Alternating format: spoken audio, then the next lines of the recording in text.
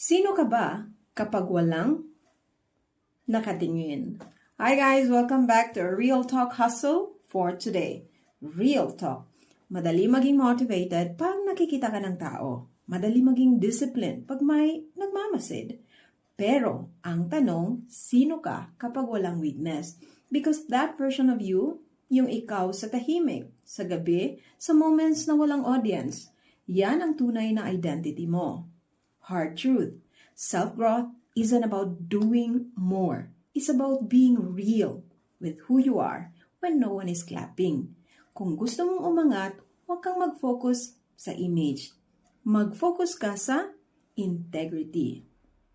Now, here are our 3 practical identity checks. Number 1, track your promises to yourself. Hindi yung pangako sa iba, yung pangako mo sa sarili mo na palagi mong binabaliwala. Number 2, ask yourself, kung stranger ako, irerespeto ko ba tong version ng sarili ko? Kung hindi, then may kailangan kang baguhin. Number 3, evaluate your alone time habits.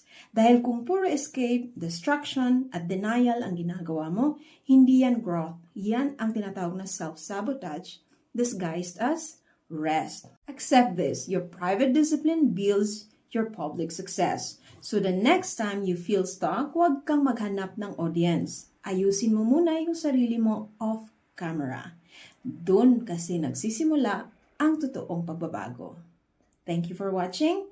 Once again, this is your Real Talk Hustle, where we turn pain into power.